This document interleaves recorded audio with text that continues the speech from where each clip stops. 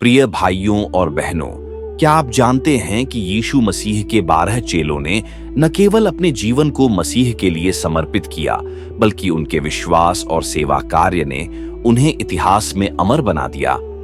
लेकिन इन चेलों की मौतें भी उतनी ही रहस्यमय, दर्दनाक और प्रेरणादायक हैं। आज की इस वीडियो में हम जानेंगे कि यीशु के इन 12 चेलों की मृत्यु कैसे हुई और कैसे उन्होंने अपने प्राणों की आहुति देकर सुसमाचार का प्रचार किया। 1. शमौन पतरस। पतरस, जो गलील के साधारण मछुआरे थे, यीशु के सबसे करीबी चेलों में से एक बने। उनके समर्पण और विश्वास ने उन्हें प्रारंभिक कलीसिया का आधार बनाया। जब रोम में सम्राट नीरो के शासनकाल में मसीहियों पर अत्याचार बढ़े तो पतरस को क्रूस पर चढ़ाने का आदेश दिया गया, लेकिन उन्होंने खुद को यीशु के समान मरने योग्य नहीं माना और उल्टे क्रूस पर लटकने की प्रार्थना की। यह घटना लगभग 64 से 68 ईस्वी में रोम में हुई। उनकी मृत्यु मसीह के प्रति गहरी निष्ठा और विनम्रता को दर्शाती है। 2. अंद्रियास। पतरस के भाई अंद्रियास को ग्रीस में मसीह के प्रचार के दौरान गिरफ्तार किया गया। उन्हें एक्स आकार के क्रूस पर लटकाया गया। वह क्रूस पर 2 दिनों तक जीवित रहे और इस दौरान उन्होंने क्रूस के आसपास खड़े लोगों को मसीह का संदेश सुनाया। उन्होंने दर्द सहते हुए भी लोगों को मसीह के प्रेम और बलिदान की गवाही दी।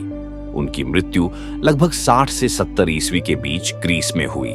3. याकूब। याकूब, जिन्हें गर्जन के पुत्रों में से एक कहा जाता था, यीशु के सबसे करीबी 3 चेलों में से थे। वे पहले प्रेरित थे जो यीशु के लिए शहीद हुए। राजा हेरोदेस अग्रिप्पा ने सुसमाचार प्रचार के बढ़ते प्रभाव को रोकने के लिए उन्हें तलवार से मरवा दिया। उनकी मृत्यु लगभग 44 ईस्वी में यरूशलेम में हुई। 4. यूहन्ना। यूहन्ना याकूब के छोटे भाई, यीशु के सबसे प्रिय चेलों में से थे। वे यीशु के क्रूस के पास खड़े थे और उन्होंने उनकी मां मरियम की देखभाल की। उन्हें सम्राट डोमिशियन के समय पाटमुस द्वीप पर निर्वासित किया गया, जहां उन्होंने प्रकाशित वाक्य लिखा। वे प्राकृतिक मृत्यु मरने वाले एकमात्र चेला थे।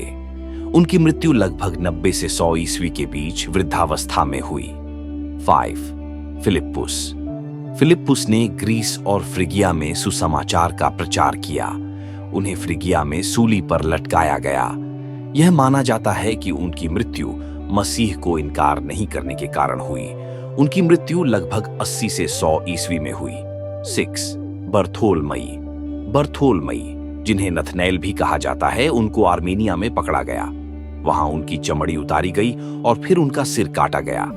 उनके ऊपर मसीह के नाम का प्रचार करने का आरोप था। उनकी मृत्यु लगभग 68 से 70 ईस्वी में हुई। 7. मत्ती। मत्ती, जो पहले कर वसूलने वाले थे, उन्होंने इथियोपिया और अन्य क्षेत्रों में सुसमाचार का प्रचार किया। उनकी मृत्यु तलवार से काटे जाने के कारण हुई। उनकी मृत्यु लगभग 60 से 70 ईस्वी के बीच इथियोपिया में हुई। 8वें थोमा। तोमा ने भारत में सुसमाचार का प्रचार किया और मसीही विश्वास को दक्षिण भारत में स्थापित किया।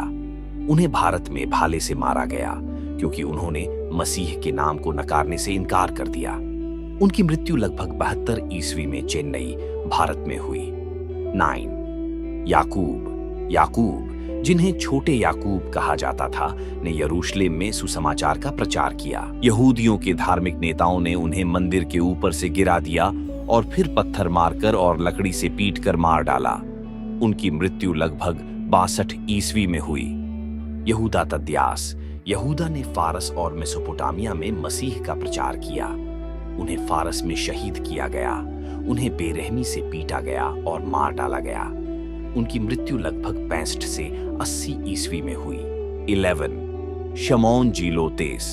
शमौन, जो कभी यहूदी स्वतंत्रता आंदोलन के सदस्य थे, ने अपने जीवन को पूरी तरह से मसीह के प्रचार के लिए समर्पित कर दिया। उन्हें फारस में क्रूस पर चढ़ाया गया। उनकी मृत्यु लगभग 65 से 70 ईस्वी में हुई। 12. यहूदा इस्करियोती। यहूदा ने यीशु को 30 चांदी के सिक्कों के बदले धोखा दिया, लेकिन जब उन्होंने अपनी गलती को समझा तो गिल्ट और पछतावे के कारण उन्होंने आत्महत्या कर ली। यह घटना लगभग 30 से 33 ईस्वी में हुई।